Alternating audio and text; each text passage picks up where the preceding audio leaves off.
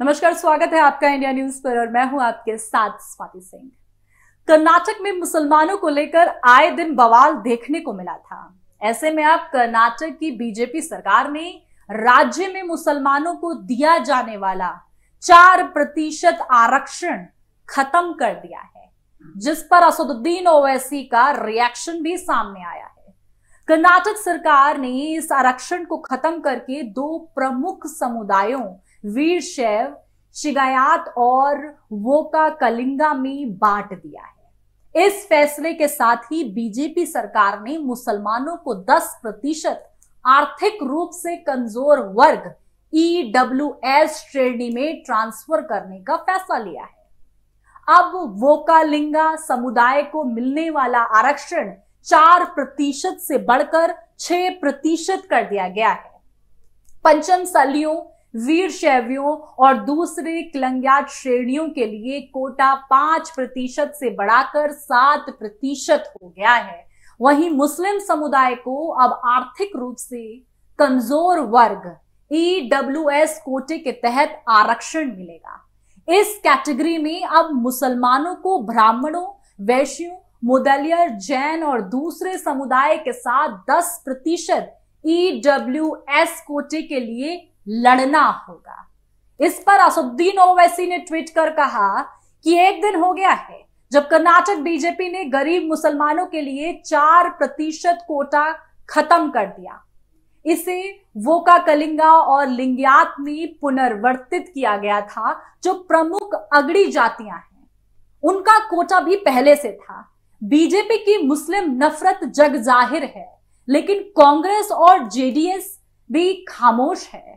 उनका क्या स्टैंड है, यह सवाल असदुद्दीन ओवैसी की तरफ से पूछा गया है।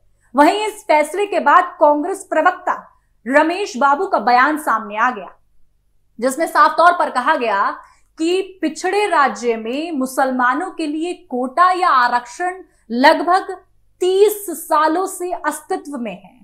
एक तरफ से राज्य में ये एक स्थापित कानून बन चुका है, बगैर किसी वैज्ञानिक आधार और राज्य पिछड़ा वर्ग आयोग रिपोर्ट के बगैर इसे अचानक बदला नहीं जा सकता।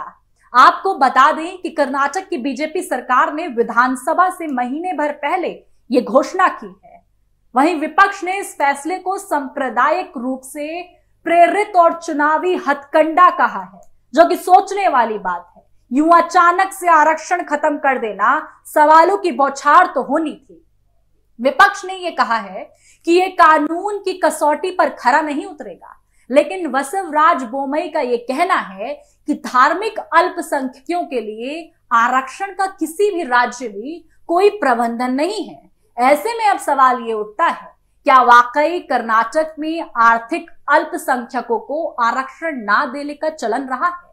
आखिर पहले की कर्नाटक सरकार मुसलमानों को किस आधार पर आरक्षण देती आई है? आइए जानते हैं। कर्नाटक में मुसलमानों को पहली बार आरक्षण 1994 में मिला था। उस दौरान पूर्व प्रधानमंत्री HD देवगौड़ा ने कर्नाटक में मुसलमानों के लिए सरकारी नौकरियां और शिक्षा में रिजर्वेशन प्रस्ताव रखा था। देवगौड़ा की सरकार ने 2B श्रेणी को पैमाना मानते हुए मुसलमानों को आरक्षण दिया था। 2B श्रेणी के जरिए मुसलमानों को आरक्षण दिया जाना एक ऐतिहासिक फैसला रहा है, जिसकी शुरुआत 1918 में मैसूर रियासत में हुई थी। मुसलमानों को आरक्षण देने का यही नियम आज भी काम करता है। इस नियम में मुसलमानों को सामाजिक रूप से पिछड़ा माना जाता है, यानी मुसलमानों को उनके धर्म के आधार पर पिछड़े वर्ग के रूप में वर्गीकृत नहीं किया गया है। मुसलमानों को दिया जाने वाला आरक्षण उनके पिछड़ेपन को देखते हुए मिला है। कई लोगों का कहना है कि कर्नाटक सरकार का यह फैसला बहुत अवैज्ञानिक और बिना किसी आधार के लिया गया है। यह फैसला वैचारिक रूप से प्रेरित मालूम पड़ता है।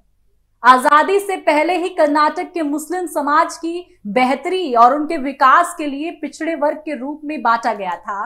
खासतौर से कर्नाटक में इसके लिए कई राज्य आयोग का गठन भी किया गया था। 1918 में मिलर पैनल और 1990 के दशक में बनी चिन्नप्पा रेड्डी आयोग ऐसे ही राज्य आयोग है। इन दोनों आयोगों ने मुसलमानों के सामाजिक रूप से पिछड़े होने और उन्हें समाज में दूसरे समुदाय के बराबर का रुतबा दिलाने के लिए इन्हें 2वीं श्रेणी में रखा।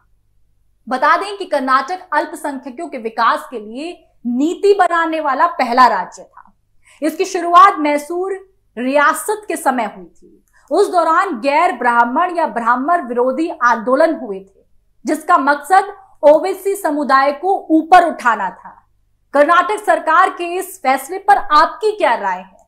जिस तरीके से युवा अचानक विधानसभा चुनाव से पहले ये फैसला ले लेना और मुसलमानों का आरक्षण यूं खत्म कर देना, इस पर आपका क्या विचार है? ओवैसी के सवाल जिस तरीके से खड़े किए गए हैं और अभी कांग्रेस ने अपना स्टैंड लिया और विपक्षी पार्टियां इस पे स्टैंड लेती नजर आ रही हैं, लेकिन बीजेपी इस पर अपना खुद का स्टैंड बनाए हुए है कि मुसलमानों को आरक्षण की जरूरत ही नहीं है। इस पर आपकी क्या राय है? कमेंट बॉक्स में जरूर बताएं। अभी के लिए मेरे साथ बस इतना ही। देखते रहें इंडिया न्यूज। धन्यवाद।